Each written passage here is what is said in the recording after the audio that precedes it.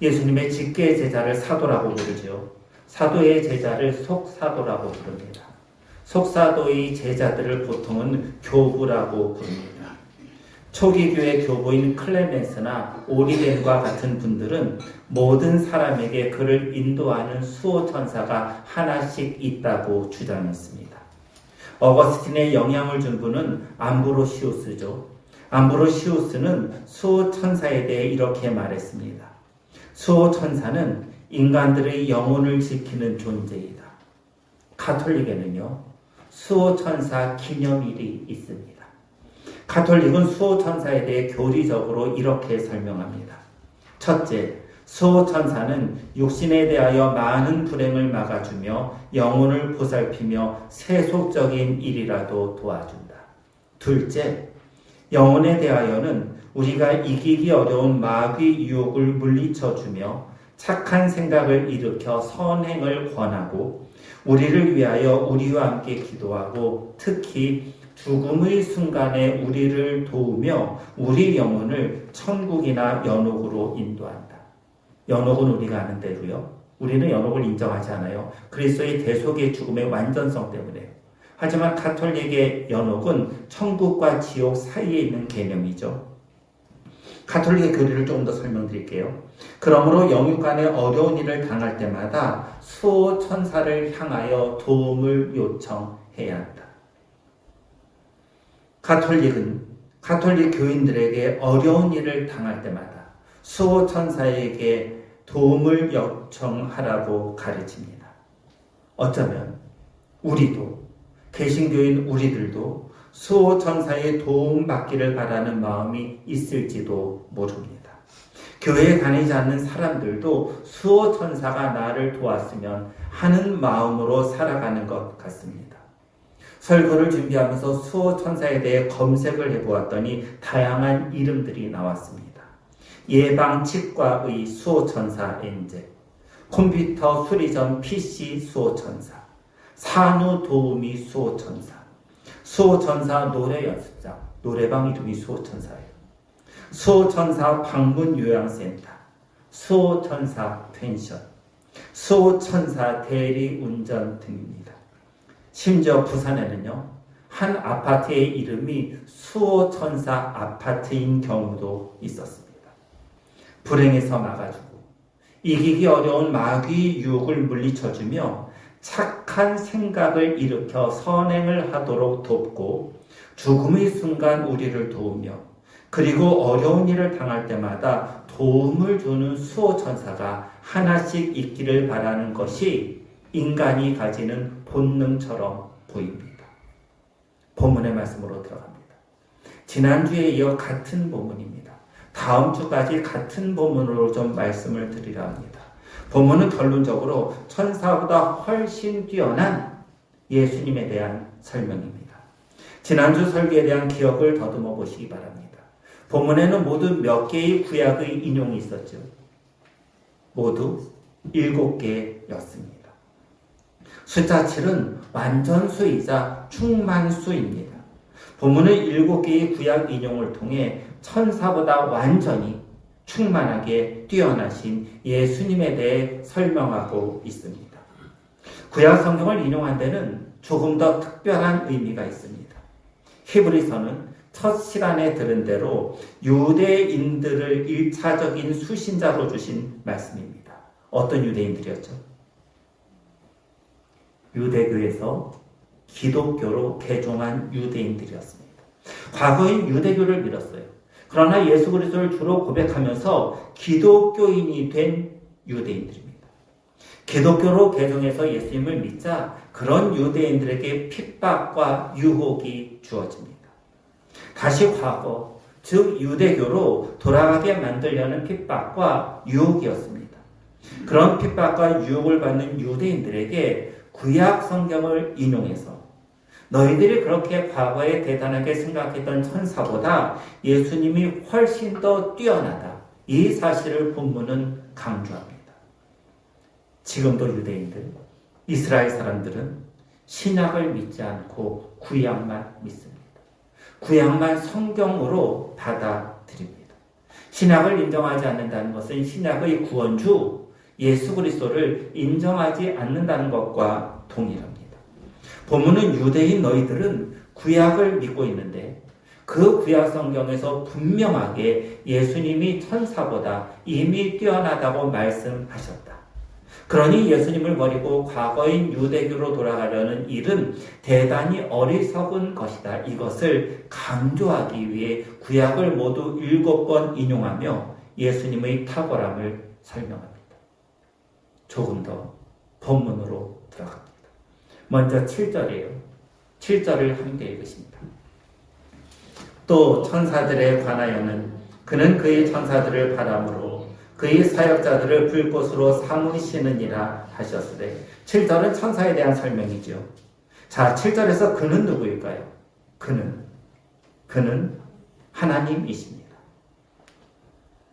사역자들은 이 뜻은요, 종 혹은 심부름꾼이에요. 그럼 종, 심부름꾼, 이 사역자는 누구를 뜻할까요? 맞습니다. 천사들입니다.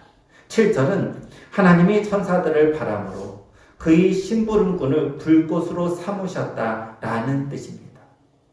출애굽기 19장을 보면요, 하나님이 시내산에서 말씀하실 때 바람과 불꽃이 하나님을 에워쌌습니다. 마치 천사가 바람과 불꽃으로 하나님을 수행하는 듯한 모습이었습니다. 강한 바람이 붑니다. 미국의 토네이도와 같은 강한 바람을 생각해 보시기 바랍니다. 사람뿐 아니라 차보다 훨씬 크고 웅장한 집도 하늘로 날아갑니다. 강력한 바람은 건물도 부숩니다. 이번에는 불꽃을 생각해 보시기 바랍니다. 화마가 덮칩니다. 거대한 화마는 모든 것을 잿더미로 만듭니다. 지난달 말부터 이달 초까지 미국 텍사스주에 산불이 났습니다. 2월 말에 신문을 봤더니 서울 면적의 1.5배가 탔다는 기사를 봤습니다. 3월 초에 다시 신문을 봤더니 무려 서울 면적의 7배를 태웠습니다. 이런 불은 바람과 마찬가지로 집과 건물 모두를 살라버립니다. 천사가 이렇게 강합니다. 천사는 우리보다 훨씬 더 영적으로 높은 존재이고 우리가 생각하는 능력 이상의 능력을 가졌기에 탁월합니다. 하나님이 이런 강력한 불과 불꽃을 일으키시는 천사를 사용하십니다. 여기서 질문을 해야 합니다. 그렇게 강력한 바람 혹은 모든 것을 태울 듯 거세게 일어나는 불이 영원합니까? 답은 그렇지 않다. 여러분, 토네이도가 사람도, 차도, 집도 모든 것을 위로 빨아옵니다. 그럼 그렇게 한번 발생한 토네이도가 지금 영원히 지속됩니까? 좀 전에 말씀드린 텍사스의 산불, 서울 면적의 7배를 태웠던 텍사스주의 산불이 지금도 타고 있어서 서울 면적의 10배, 100배를 태웁니까? 답은 아니다입니다. 보이는 모든 것을 날려버리는 토네이도도 시간이 지나면 언제 그랬냐는 듯 잠잠합니다. 온 세상을 집어삼킬 것만 같은 불꽃도 시간이 지나면 사그러들어 마침내는 꺼집니다. 천사가 그렇습니다. 아무리 능력이 출중하였다가도 천사는 영원하지 않습니다. 강력한 바람과 불로 하나님의 심부름하는 천사라 해도 영원한 존재는 아닙니다. 천사와 달리 영원한 존재가 있습니다. 누구일까요? 예수 그리스도이십니다. 그것을 8절이 말씀하십니다. 8절과 9절을 보세요. 제가 8절을, 여러분들은 9절을 읽으십니다. 아들에 관하여는 하나님이요 주의 보좌는 영영하며 주의 나라의 규는 공평한 규이니이다.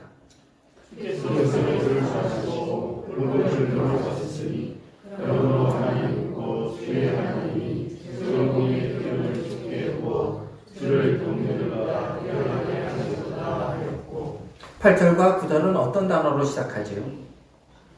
아들에 관하여는입니다. 아들은 누구이죠?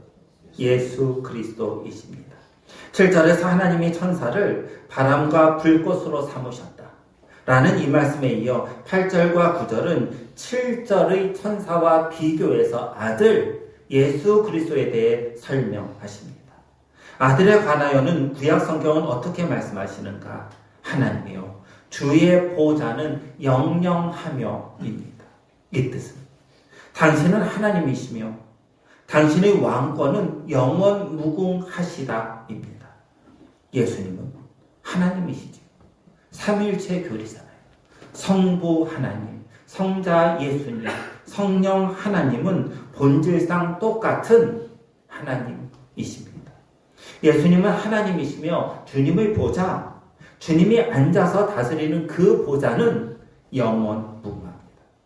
천사가 아무리 뛰어나다 해도 바람과 불꽃처럼 언젠가는 사라지며 예수님은 하나님이시고 예수님이 앉아서 왕으로 다스리는 그 보좌는 영원 무궁합니다.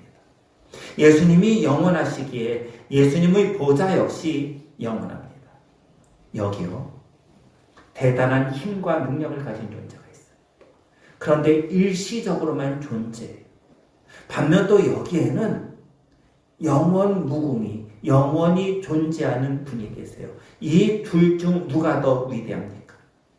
당연히 영원히 존재하는 그분이십니다. 그렇다면 천사와 예수님 중 누가 더 뛰어난가? 너무도 당연히 예수 그리스도이십니다. 8절과 9절을 조금 더 보아야 할 것 같습니다. 예수님의 보좌는 영원합니다. 여기서 보좌는 왕이 통치하기 위해 앉는 의자를 말합니다. 예수님은 왕이시죠. 아니 조금 더 정확히 말하면 예수님은 왕중 왕이십니다. 왕중 왕이신 예수님이 왕으로 통치하시는 나라는 어떤 나라일까요? 8절을 다시 보세요. 예수님이 왕으로 통치하시는 나라는 어떤 나라일까? 주의 나라의 규는 공평한 규입니다. 규는 통치자들이 가지고 다니는 짧은 지팡이를 말하지요. 여자들이 싫어하는 이야기가 군대 이야기라고 그래요. 남자 성도들 기억하시죠? 군대에서 지휘관이 가지고 다니는 지휘봉이 있어요. 기억하시죠? 저만 군대 갔다 왔어요. 여러분 군대에서 지휘관이들 갖고 다니는 이 지휘봉 있잖아요. 그 지휘봉으로 가리키기도 하잖아요. 그것이 규예요. 규.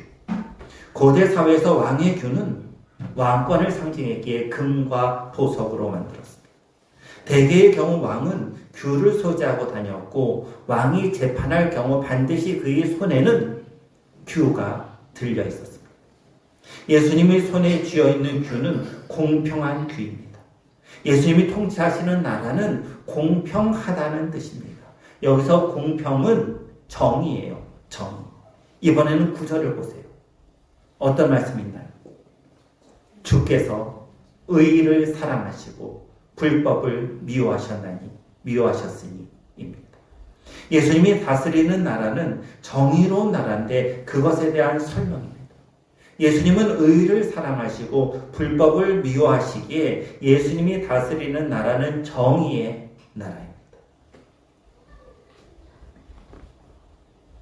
일전에 대법관 청문회에 대한 뉴스를 본 적이 있습니다.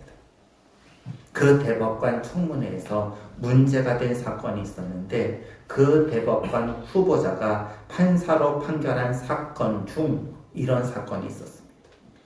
한 버스 회사에서 17년간 운전기사로 일한 분이 해고당했습니다. 해고당한 이유는 800원을 횡령했다입니다.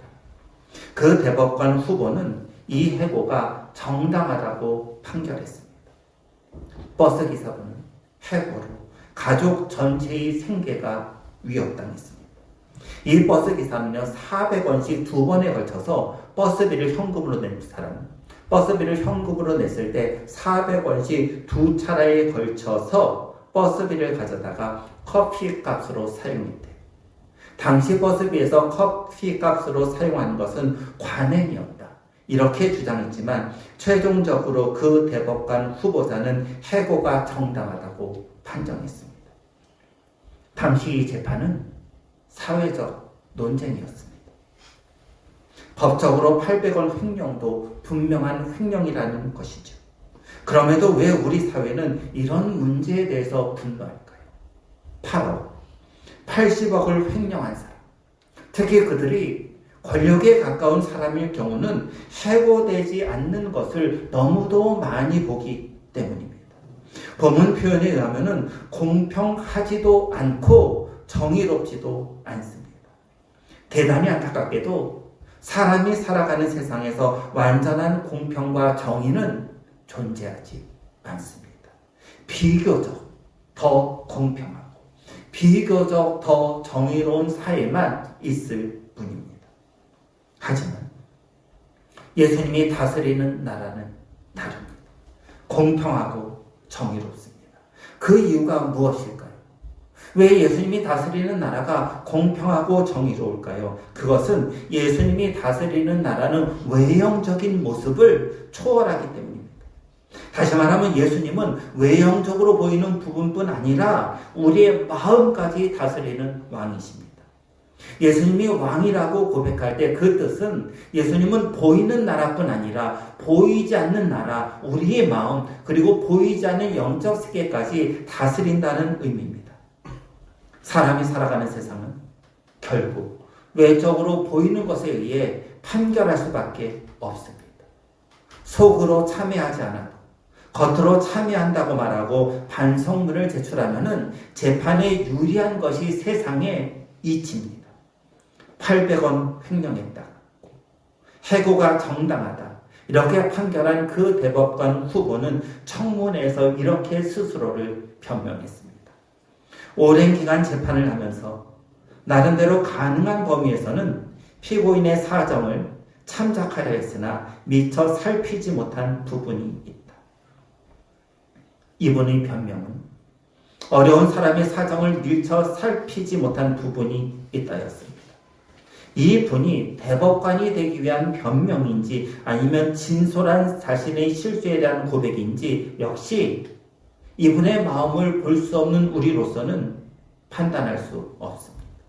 이분은 자신의 실수가 겉으로 보이는 것으로 판단했다는 취지로 말합니다.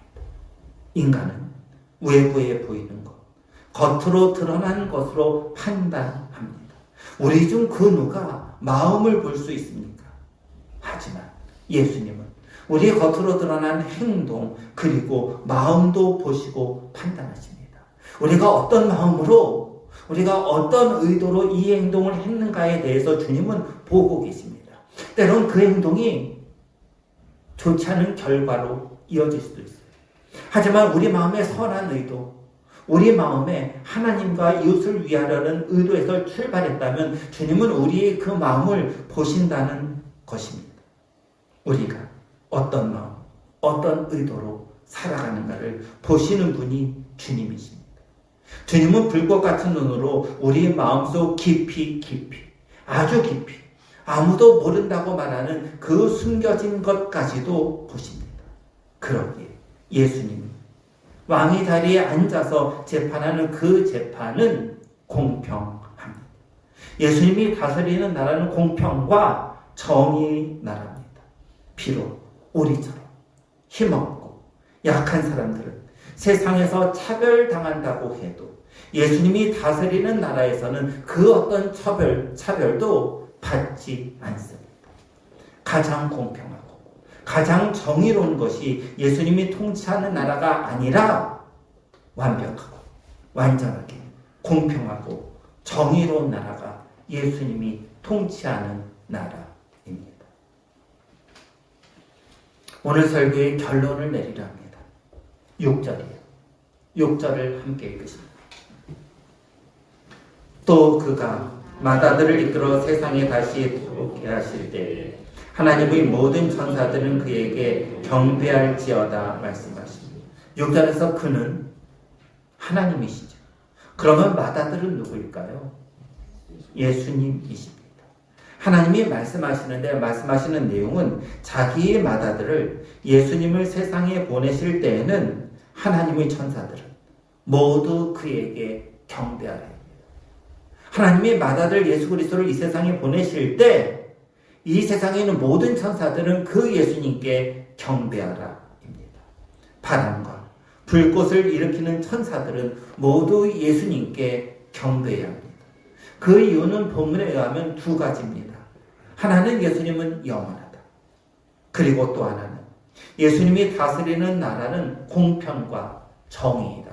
이 두 개 때문입니다. 사랑하는 성도 여러분, 예수님은 어제나 오늘이나 영원토록 변함없이 영원하십니다. 그 영원하신 예수님의 나라는 공평과 정의의 나라입니다. 그 나라에서는 어느 누구도 권력과 돈이 없다고 차별받지 않습니다. 그런 예수님은 경배받으시기에 마땅합니다. 예수님이 경배받으시기에 합당하다. 이것을 인정하는 것과 직접 예수님께 경배한다. 이 두 개는 천지 차이입니다. 예수님을 경배하시기 바랍니다. 그분께 머리 숙여 경배하면서 그분의 도움을 요청하시기 바랍니다. 영육간에 어려운 일을 당할 때마다 수호천사를 향해 도움을 요청하는 것이 아닌 수호천사보다 훨씬 뛰어나신 그 예수님께 머리 숙여 도움을 요청하는 성도들이 되시기 바랍니다. 천사, 아니 그 무엇보다 가장 뛰어난 예수님께 머리 숙여 경배하는 성도들, 그분께 도움을 구하는 성도들이 되기를 우리 주 예수 그리스도의 이름으로 간절히 소원합니다. 기도드리십니다. 하나님, 천사보다 훨씬 뛰어나신 주님께 경배하는 성도들, 천사보다 아니 이 세상 그 무엇보다 훨씬 뛰어난 그분인 예수님께 어려운 일을 당할 때마다 도움을 청하는 성도들이 되도록 인도해 주옵소서. 예수님만이 가장 고귀하고 가장 뛰어나며 가장 탁월하기에 그 예수님께 구하는 성도들, 그 예수님을 머리 숙여 경배하며 예배하는 우리 모든 성도들이 되도록 인도해 주옵소서. 우리 주 예수 그리스도의 이름으로 기도드립니다. 아멘.